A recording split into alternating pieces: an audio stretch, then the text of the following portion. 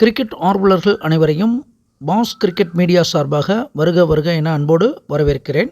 ICC T20 cricket போட்டிகளில் league போட்டியில் கிட்டத்தட்ட 75% நம்ம வெற்றி சதவீதத்தை தொடர்ந்து மெயின்டைன் பண்ணியிருக்கோம். இப்போ இன்னும் சூப்பர் 8 பிரிவுக்குள்ளே உள்ளே போவோம். சூப்பர் 8ல் நாம் ஆவலோடு எதிர்பார்க்கக்கூடிய இந்தியா ஆப்கானிஸ்தான் போட்டி. ஆப்கானிஸ்தான் அணியை குறைவாக நம்ம மதிப்பிட முடியாது. திடீர்னு நம்மளையே பந்தாடுறதுக்கும் அமைப்பு இருக்குன்றதுனால ரொம்ப எச்சரிக்கை உணர்வோடு தான் இந்தியா ஆடணும். இது சூப்பர் 8இன் 3வது போட்டி. இந்த போட்டியை பொறுத்தளவுக்கு இந்திய அணி வீரர்கள் விராட் கோலி, சூரியகுமார் யாதவ், சிவம் தூபே, அக்ஷர் படேல், குல்தீப் யாதவ், ஜஸ்பிரீத் பும்ரா, ஹர்ஷ்தீப் சிங் இவங்கெல்லாம் சிறப்பாக செயல்படுவாங்க. சஞ்சு சாம்சனுக்கு இன்னும் வாய்ப்பு மறுக்கப்பட்டுக்கிட்டே இருக்கிறது. இங்கிலாந்தில் கூட 2 விக்கெட் கீப்பர் நல்லா விளையாடுறாங்க. பட் இந்திய அணியில் இன்னும் அந்த மாதிரி சூழல் வரல. சரி, அதே போல் ஆப்கானிஸ்தானை பொறுத்தளவுக்கு ரமனுல்லா குர்பாஸு, குல்புதீன் நைபு, ரஷீத் கான், நூர் அகமது, நவீன் உல்கக், ஃபசலக் பரூக்கி, முகமது நபி இவங்கெல்லாம் சிறப்பாக செயல்படுறதுக்கு வாய்ப்புகள் நல்லாவே இருக்குதுன்னு சொல்லலாம். என்னதான் இருந்தாலும் இந்திய அணி வெற்றி பெறுமா அப்படின்னு தான் கேள்வி வந்தது.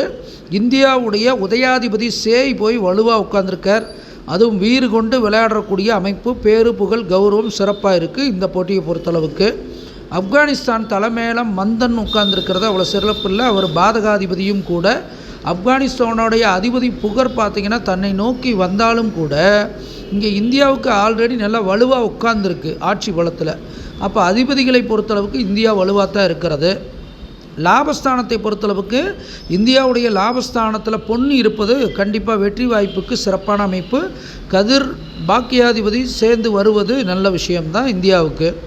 அதே சமயத்தில் ஆப்கானிஸ்தானுடைய லாபஸ்தானத்தில் மதி இருக்கிறதுனால கொஞ்சம் குழப்பம், வெற்றி பெறுவதில் குழப்பம் இல்லை சில தடுமாற்றம், வெற்றிக்கு பக்கத்தில் வர்ற மாதிரி வந்தாலும் தடுமாற்றம் குழப்பத்தினாலே அவங்க வெற்றி வாய்ப்பை இழக்கிறதுக்கு தான் அமைப்பு இருக்குது.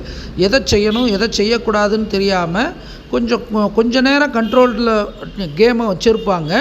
ஆனால் அந்த கேம் கண்ட்ரோல் அப்படியே படிப்படியாக மாறி போயிடும் அப்படிங்கிறது தான் இதில் தெளிவாக காட்டுகிறது. ஸோ இந்த போட்டி முடிவில் சூப்பர் 8 இந்தியா தனது முதல் வெற்றியை பதிவு செய்து அடுத்த லெவலுக்கு போகிறதுக்கு தயாராகி கொள்ளுங்கிறத அனுமானிக்கலாம்.